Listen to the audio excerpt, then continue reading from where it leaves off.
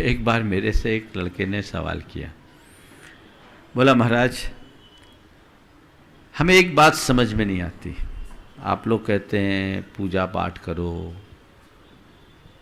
मंत्र जपो, उससे कर्म कैसे कटेगा। जो आपका सवाल है उसने, उस लड़के ने, आपने तो थोड़ा सहेज कर बोला, उसने सीधे सीधे पूछ लिया, और ये मंच पे नहीं था, कमरे में था। बोला महाराज आप लोग बोलते इससे कर्म कटेगा, इसका लॉजिक क्या है। मैंने कहा देख भाई, ये सवाल आज से 50 बरस पहले पूछा गया होता तो शायद उसका उतना युक्त उत्तर नहीं होता, लेकिन तू आज पूछ रहा है तो मैं तुझे उत्तर दे रहा हूँ। उसे जो उत्तर दिया मैं आपके प्रश्न के माध्यम से आज सबको बताना चाह रहा हूँ। देखिए, हम जब अपने मुख से कोई शब्द उच्चारित करते हैं तो हमारे मुख से उच्चारित होने वाले शब्दों का ध्वनि वैज्ञानिक प्रभाव पड़ता है।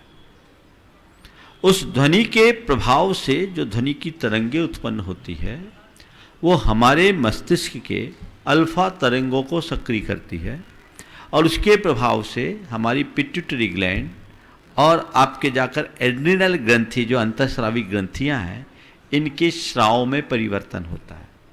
उनके परिवर्तन से हमारे मन में एक अलग प्रकार का अहोभाव होता है, जिसे हम कह सकते हैं भाव विशुद्धि। और जब भाव विशुद्धि होगी तो कर्म अपने आप गलेंगे।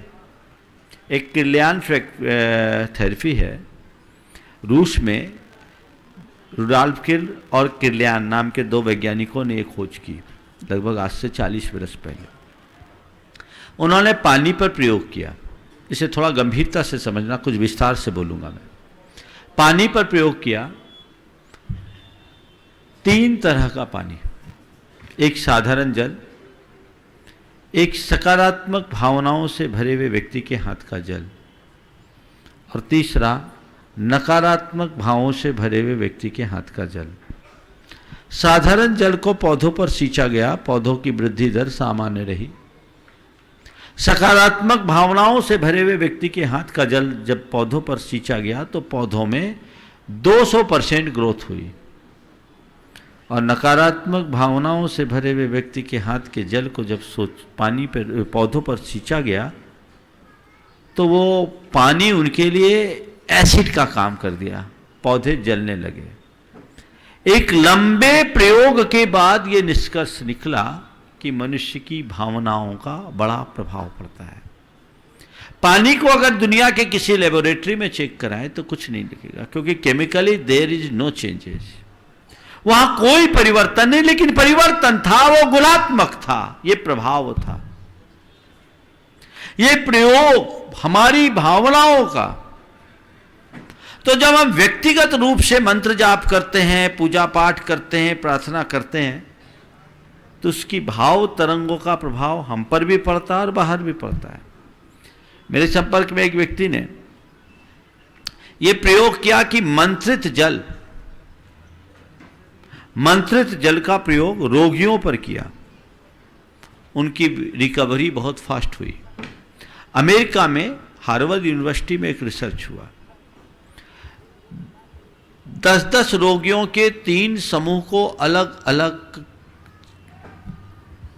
स्थान पर रखा गया। 10 के लिए प्रार्थना की गई, 10 के लिए नकारात्मक भावना भाई गई, और 10 का सामान्य इलाज किया गया। जिनके लिए प्रार्थना की गई उनकी रोग की रिकवरी बहुत फास्ट हुई, जिनके लिए नकारात्मक भावना भाई गई उनकी बीमारी और बढ़ गई, और जिनका नॉर्मल ट्रीटमेंट था उनकी रिकवरी सामान्य रही।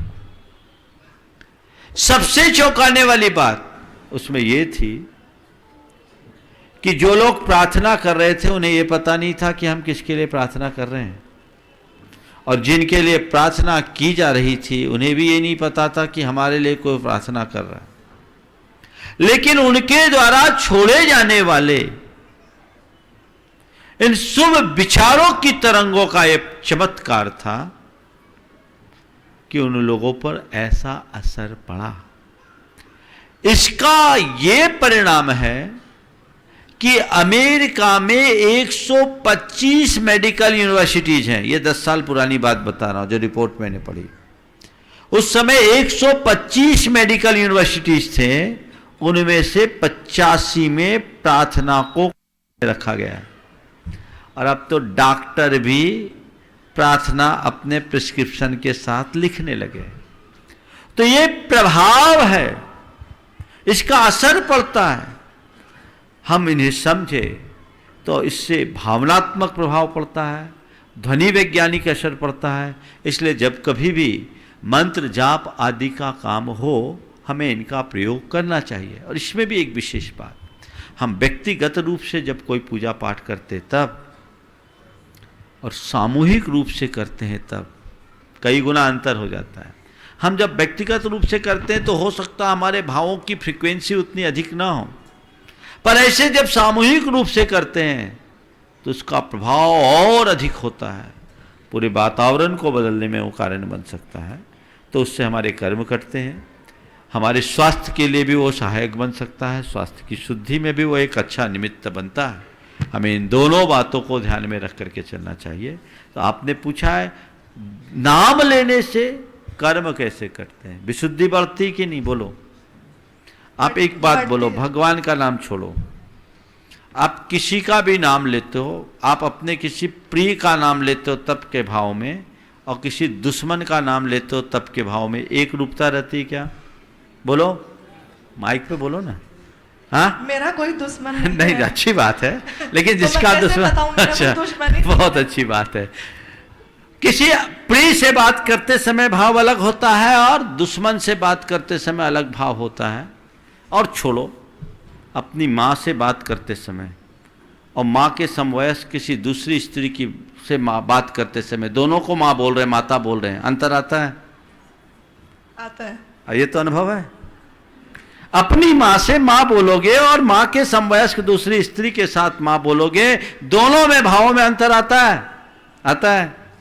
क्यों? इसका मतलब शब्दों से हमारे भावों का संबंध है, टोन में भी अंतर आ जाता है। तो जब हम मंत्र जपते, भगवान को नाम लेकर के करते हैं, हमारे हृदय में भावों की विशुद्धि बढ़ती है। कर्म क्यों नहीं कटेंगे? कटना ही पड़ेगा। इससे हमारे कर्म कटते हैं और उसी के अनुरूप हम आगे बढ़ सकते हैं। इसलिए खूब विशुद्धि बढ़ाइए, सारे कर्म काट लीजिए, जीवन धन्य होगा।